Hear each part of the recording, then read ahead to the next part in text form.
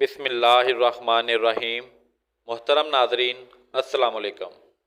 ناظرین، آج کی ویڈیو میں ہم آپ کو بتائیں گے حضرت عیسیٰ علیہ السلام کے معجزات و نصیحتوں پر مبنی مختلف واقعات پر مشتمل یہ ویڈیو ہے۔ حضرت عیسیٰ علیہ السلام نے 30 سال کی عمر میں رسمی طور پر سب کے سامنے اپنی رسالت کا اعلان کیا، کیونکہ جو بھی رسول آیا اس نے معجزات کے ذریعے اپنی رسالت کو ثابت کیا۔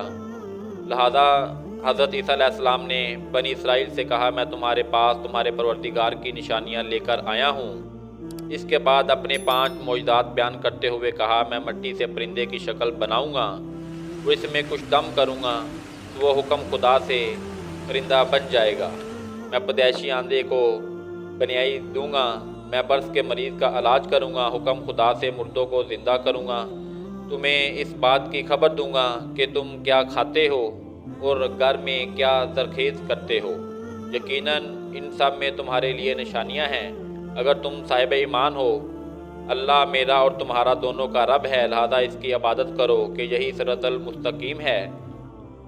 کچھ لوگ حضرت عیسیٰ علیہ السلام پر ایمان لے آئے اور کچھ لوگوں نے ان کا انکار کیا اور ان کے معجزات کو سحر جادو سے تعبیر کیا، لیکن حضرت عیسیٰ علیہ السلام مسلسل لوگوں کو دعوت توحید دیتے رہے اور انہیں بند و نصیحت کے ذریعے راہ حق کی طرف ہدایت کرتے رہے۔ ایک دن وہ اپنے 12 خاص دوست، جن کو حواری کہا جاتا تھا، ان کے ہمراہ سرزمین اردان سے بیت المقدس کی جانب روانہ ہوئے۔ دوران سفر انہوں نے جو بھی اندھا اور پائے دیکھا، اسے ابن خدا سے شفا دی۔ انہوں نے یوں لوگوں کو خدا کی نشانیاں دکھائیں، بت پرستوں سے روکا اور خداوند عظیم کی طرف رہنمائی کی۔ حضرت عیسیٰ علیہ السلام کی حواری 12 افراد تھے جو ان کے خاص الخاص دوست تھے اور ان کے ساتھ مخلص تھے، سوائے ایک آدمی اور یہودی اکثریت۔ اس آخری حواری یہودی اکثریت نے حضرت عیسیٰ علیہ السلام کے ساتھ خیانت کی تھی۔ اس منافق شخص نے یہودیوں کو حضرت عیسیٰ علیہ السلام کا پتہ بتایا تھا، جس کے بعد وہ حضرت عیسیٰ علیہ السلام کو پکڑ کر لے گئے تھے اور ان کو سولی پر لٹکا دیا تھا، لیکن اللہ تعالیٰ نے انہیں زندہ آسمان پر اٹھا لیا، جہاں وہ آپ تک زندہ ہیں۔ یہ حواری اگرچہ حضرت عیسیٰ علیہ السلام پر ایمان لے آئے تھے، لیکن یہ لوگ حضرت عیسیٰ علیہ السلام سے آسمانی معجزہ دیکھ کر اپنے دل کو یقین سے سرشار کرنا چاہتے تھے۔ لہذا ایک دفعہ انہوں نے حضرت عیسیٰ علیہ السلام کی خدمت میں عرض کیا کہ آپ کا پروردگار ہمارے لیے آسمانی دسترخوان مہیا کر سکتا ہے۔ ان کے اس مطالبے نے جو شک شبہ کی بو دے رہا تھا، حضرت عیسیٰ علیہ السلام کو پریشان کر دیا۔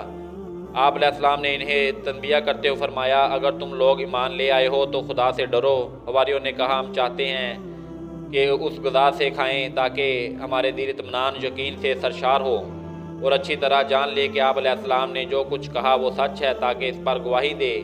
جب حضرت عیسیٰ علیہ السلام ان کے حسنیت سے آگاہ ہو گئے تو خدا کی بارگاہ میں عرض کیا، خدایا ہمارے لیے آسمانی دسترخوان نازل فرما کہ ہمارے اول آخر کے لیے عید ہو جائے اور آپ کی طرف سے ایک نشان شمار ہو جائے۔ روزی عطا فرما، تو بہترین روزی دینے والا ہے۔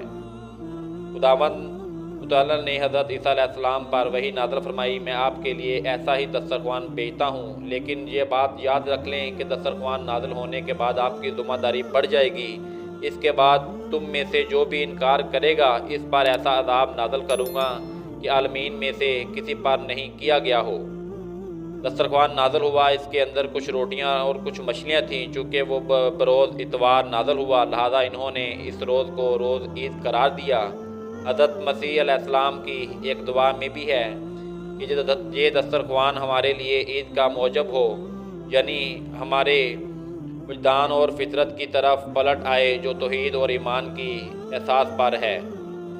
کہ متعدد بار دسترخوان نازل ہونے کے بعد اللہ تعالیٰ نے حضرت عیسیٰ علیہ السلام پر وحی نازل کی کہ آسمانی دسترخوان فقراء کے لیے بچھائیں، نہ کہ عمرہ کے لیے۔ جناب عیسیٰ علیہ السلام نے ایسا ہی کیا۔